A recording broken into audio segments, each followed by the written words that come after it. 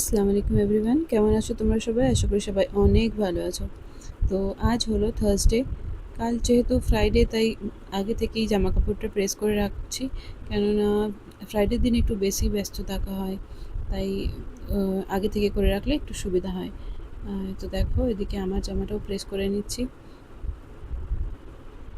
প্রচণ্ড গরম পড়ে গেছে মধ্যপ্রদেশে, তাই এখানে এখন কোনো গরমের কাজ করলে, যেমন ধরো প্রেস করা বা রান্না করা, এসব করতে গেলেই না আর যেন কিছু করতেই ইচ্ছা যায় না, এত গরম পড়ে গেছে। তো ওয়েস্ট বেঙ্গলেও শুনেছি অনেকই গরম পড়ে গেছে। তো এই ক্লিপটা হচ্ছে নেক্সট ডে মর্নিং, মানে ফ্রাইডে মর্নিংয়ের ক্লিপ। তো আমি জামা কাপড়গুলো আগে মেশিনে দিয়ে দিয়েছিলাম কাচতে, তারপর নাস্তা বানাচ্ছিলাম। তো মেশিনে জামা কাপড়টা দিয়ে দিলে কি হয়, আগে জামা কাপড়টা কাচতে থাকবে, তো আমি এদিকে আমার অন্য কাজগুলো করে নেব। তো দেখো, আমি চা বানিয়ে নিয়েছি, চা আর সাথে পরোটা। এত সবাই এরকমই খাওয়া হয় আমাদের বাড়িতে, কখনো পরোটা তো কখনো পোয়ে এসব। তো দেখো, চা নাস্তা করে নেওয়ার পরে আমি এখানে রান্নারও জোগাড় করে নিয়েছি। তো রান্নাটা যাতে তাড়াতাড়ি হয় সেই জন্যেই আরও ডিম রান্না করা আর কি। শুক্রবার দিন একটু সব কিছু কাজে যেন তাড়াতাড়ি হলে একটু বেশি সুবিধা হয়। তো দেখো, রান্না বসিয়ে দিয়েছি, আর ভাতটাও আজকে আমি প্রেশার কুকারেই বানিয়েছি। তো রান্না করতে করতে প্রচণ্ড গরম লাগে, তাই কোনো দিন হয়তো নিম্বু পানি বানালাম, কখনো ছাতুর শরবত বানাই। তো কিছু না কিছু ঠান্ডা বানিয়ে খাওয়াই হয়। তো এই প্রচণ্ড গরমে শরীরকে ঠান্ডা রাখা খুবই দরকার, আর শরীরকে হাইড্রেট রাখা তো প্রচণ্ডই দরকার। তো তোমাদের সবাইকেই বলবো, সবাই তোমরা বেশি বেশি করে পানি খাও, বা এইসব নিম্বু পানি, যে কোনো শরবত বানিয়ে খাও, যাতে শরীরটা ডিহাইড্রেট না হয়ে যায়।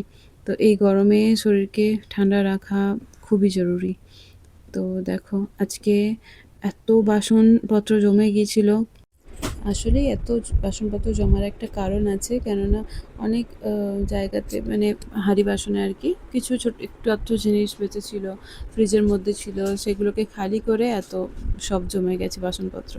তো দেখো, এখানে আমি রান্নাটাও, আমার তরকারিটা কমপ্লিট হয়ে গেছে।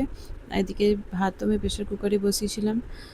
তো ওগুলো হতে হতে আমার এদিকে বাসনগুলোও ধোয়া কমপ্লিট হয়ে গেছে। পাহাড় সমান বাসন হয়ে গিয়েছিলো। তো যাই হোক, বাসনগুলো সব ধোয়া কমপ্লিট হয়ে গেছে। বাসন ধোয়া কমপ্লিট হয়ে গেলে যেন মনে হয় ফ্রি, অনেক ফ্রি লাগে। তো যাই হোক, বাসনগুলো সব কমপ্লিট ধোয়া। এরপর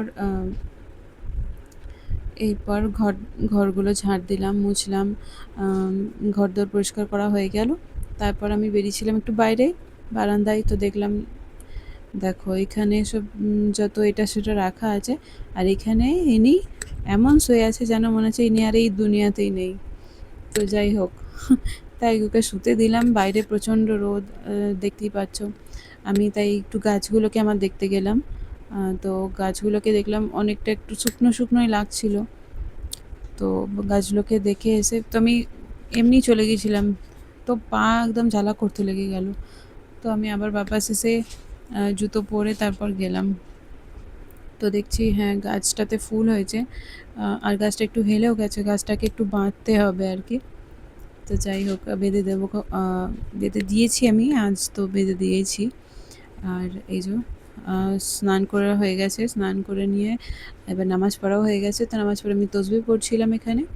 তো আমি তখনই একটুখানি শ্যুট করেছিলাম। আর তারপর খাওয়া দাওয়া করার পর আমি তো শুয়ে গিয়েছিলাম দুপুরে, আর ভিডিও করা হয়নি। তো সন্ধেবেলায় গিয়েছিলাম একটু বাজারে, তাই ভাবলাম একটুখানি শ্যুট করেই নিই। তো আজকে ভিডিওটা এই অবধি। ভালো লাগলে অবশ্যই ভিডিওটিকে লাইক করো। টাটা।